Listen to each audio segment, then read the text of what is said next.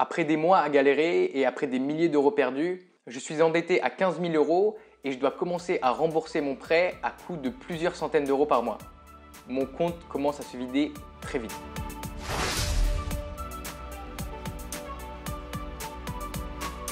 En 2015, je finis ma licence de commerce à Montréal.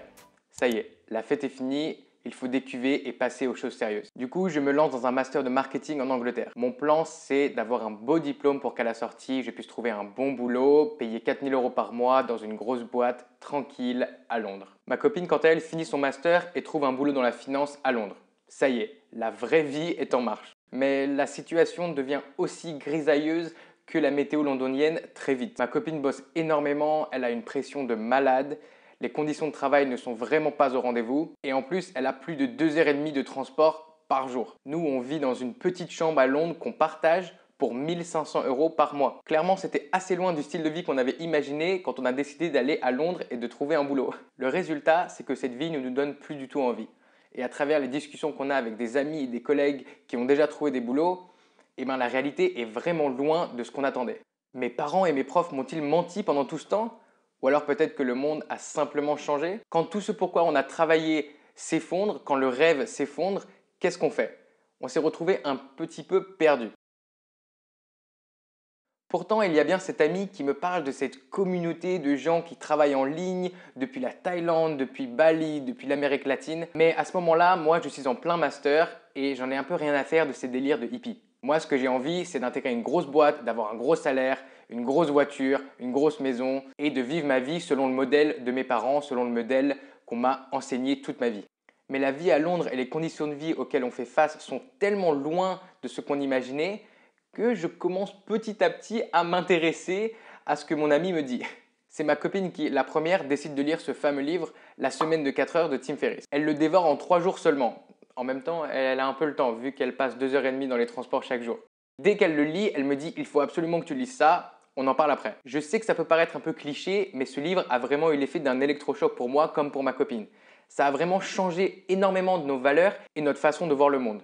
Tout ce que mon ami m'avait dit sur cette communauté de gens qui travaillaient en ligne est maintenant logique, ça semble réel et ça fait beaucoup plus de sens pour moi.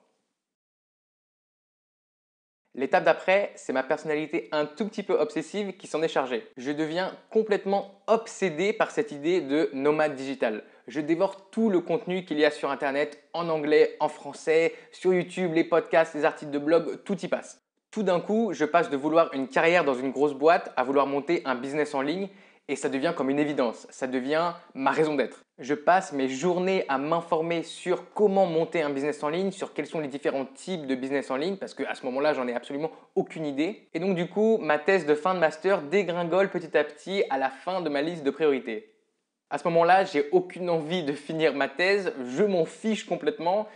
Pour moi, ce diplôme ne vaut plus rien, je suis sûr que je ne l'utiliserai pas. Mes parents râlent et me poussent à finir pour que j'ai une sorte de filet de sécurité avec mon master en poche. Et c'est ce que je fais, mais vraiment à reculons. À ce moment-là, je n'ai Dieu que pour le nouveau Saint Graal de monter mon business en ligne. On est tellement excité à l'idée de commencer, on est tellement excité par cette nouvelle vie. Et aussi, on n'en peut tellement plus de notre situation et de notre vie à Londres qu'on décide de passer à l'action un petit peu dans la précipitation. On économise tout ce qu'on peut, on ne sort plus, on se prive de tout et on bosse tous les week-ends sur cette idée de monter un business en ligne. Très vite, ma copine donne sa démission pendant que moi, je suis déjà en train de chercher des niches pour vendre des produits sur Shopify. Et enfin, en septembre 2017, on fait nos valises et on part direction Budapest pour commencer notre aventure et pour monter notre business en ligne. Pourquoi Budapest? Parce que ça avait l'air sympa, parce que c'était un endroit assez prisé des nomades digitaux et parce que surtout, ça nous permettait d'économiser à peu près 2/3 de notre loyer. Pendant ce temps, je suis déjà en train de sourcer 4 produits dans la niche du fitness pour femmes depuis la Chine. À ce moment-là, ça y est, on est super excité, l'aventure commence vraiment, on y est. Quelques mois plus tard, on se heurte à la dure réalité et on se prend une véritable claque. On a cru qu'en construisant un site sympa sur Shopify, en ayant des produits à vendre et en payant pour du trafic, les ventes allaient arriver. Pourtant, les ventes n'arrivent pas et après plusieurs mois, le business ne décolle pas.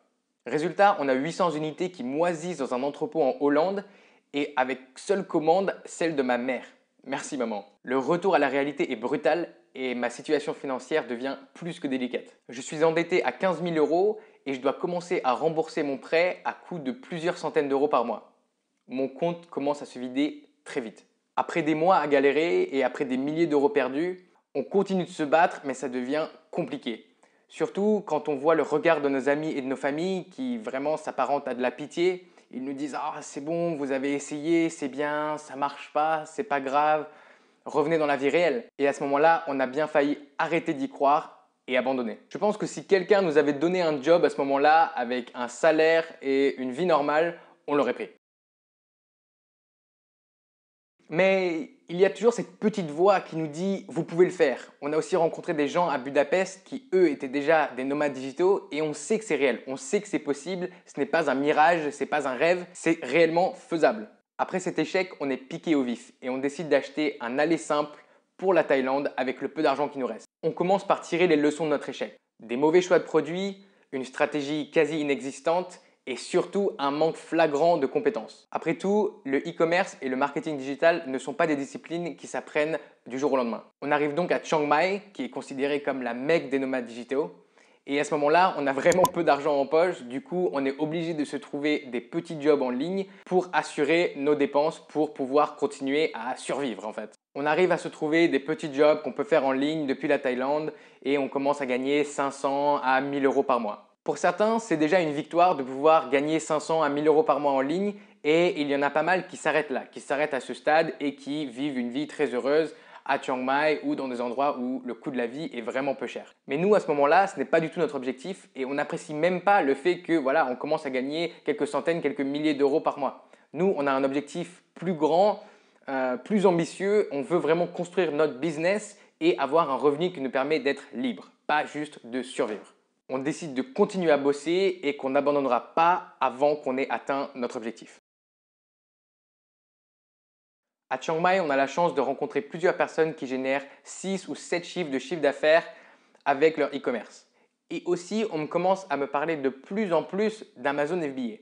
Il y a énormément de gens qui font du Amazon FBA à Chiang Mai ou en Thaïlande en général. Et donc du coup, ça nous met vraiment dans le bain. Après avoir parlé avec plusieurs personnes, je décide de suivre une formation américaine FBA et je commence à acquérir les compétences nécessaires pour ne pas refaire les mêmes erreurs qu'avant. À partir de ce moment-là, on est dedans. On se retire à Koh Lanta, une petite île, et on va dans un espace de coworking pour monter notre business. Après plusieurs semaines de travail acharné, notre nouveau business Amazon FBA commence à prendre forme. Finalement, en fin 2018, on lance notre produit sur Amazon avec succès.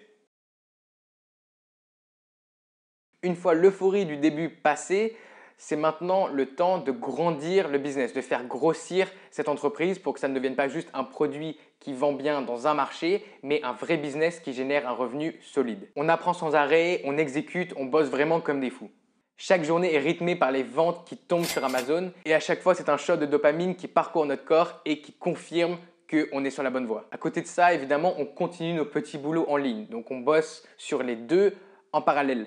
On ne peut pas se permettre à ce moment-là de commencer à sortir de l'argent de notre boîte parce qu'on sait que ça tuerait la croissance. Tout le profit qu'on génère doit être réinvesti pour grandir plus vite. À ce moment-là, je commence à bosser pour un Américain qui a un gros business sur Amazon FBA et qui fait plusieurs millions de chiffres d'affaires par an. Je l'aide à gérer sa boîte et j'apprends beaucoup sur les techniques avancées que les vendeurs de ce niveau-là utilisent, surtout aux US. Et c'est une très bonne façon pour finir mon apprentissage sur le e-commerce et sur Amazon FBA en particulier. Depuis, on a étendu notre catalogue sur Amazon à plus de 15 SKUs, donc plus de 15 références produits, et on a un business aujourd'hui qui génère plusieurs centaines de milliers d'euros par an. J'ai arrêté de travailler pour l'américain, ma copine a arrêté son petit boulot en ligne, car aujourd'hui, on peut se permettre de se payer un salaire confortable tout en gardant assez de profit pour continuer à réinvestir toujours dans la croissance de notre business sur Amazon FBA. Là, on vit vraiment notre vie de rêve. On peut travailler d'où on veut, on travaille depuis la Colombie, on travaille depuis les Caraïbes, on visite Belgrade. Et là, on est aux îles Canaries. On s'est posé ici depuis quelques temps pour pouvoir se concentrer sur notre business, sur grandir notre affaire.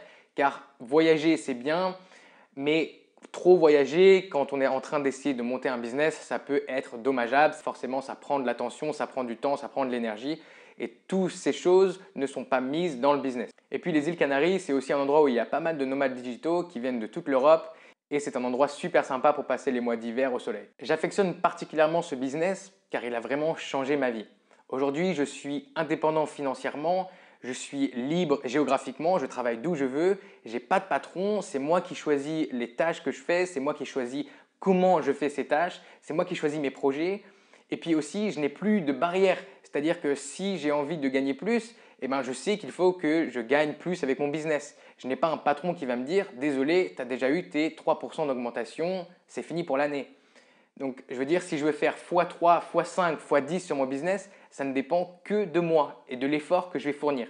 Donc, il n'y a plus de limites et il n'y a plus de contraintes et donc c'est vraiment pour moi la liberté ultime. Après quelques années d'efforts et des mois vraiment difficiles, on a obtenu ce qu'on voulait, on a réussi à intégrer le cercle fermé et prisé des nomades digitaux et on vit vraiment la vie qu'on voulait. Si je vous raconte cette histoire, c'est pas pour me la raconter, c'est pas pour me vanter, c'est plutôt pour essayer de vous inspirer. Pour vous dire que j'y suis arrivé, d'autres y sont arrivés, je le sais, j'en connais beaucoup et ça veut dire que vous aussi, vous pouvez y arriver. C'est mon histoire et c'est comment j'en suis arrivé là, d'étudiant endetté à aujourd'hui vivre la vie de nomade digital avec un business en ligne qui génère des centaines de milliers d'euros par an. Vous prendrez peut-être un chemin différent, chacun écrira sa propre histoire. Mais ce qu'il faut se dire, c'est que je n'ai rien de différent de vous, je n'ai rien en plus. Je n'ai pas de faculté particulière, je ne suis pas plus intelligent. J'ai juste suivi les bonnes étapes, j'ai écouté les bonnes personnes, j'ai suivi les bonnes formations et ce qui en découle aujourd'hui, c'est un business qui n'est pas seulement un business, c'est un business qui me permet de vivre la vie dont je rêve. Ça a été très compliqué par moments, mais je n'y changerai rien. Pourquoi? Parce que chaque instant de mon parcours m'a forgé pour être qui je suis aujourd'hui, pour avoir le business que j'ai, pour avoir la vie que j'ai. Et je suis aussi très fier quand je regarde mon parcours et quand je regarde d'où je viens. Ça n'a pas été toujours facile. On s'est toujours relevé dans les moments difficiles. On n'a jamais baissé les bras. On a toujours continué d'avancer. On a toujours cru en nous surtout. Et ensuite, on a réussi à prendre les bonnes actions au bon moment pour avoir des résultats qui aujourd'hui nous donnent la vie qu'on veut. J'espère que cette vidéo vous a motivé et j'espère que vous aussi, à votre tour, vous allez poursuivre vos rêves de liberté.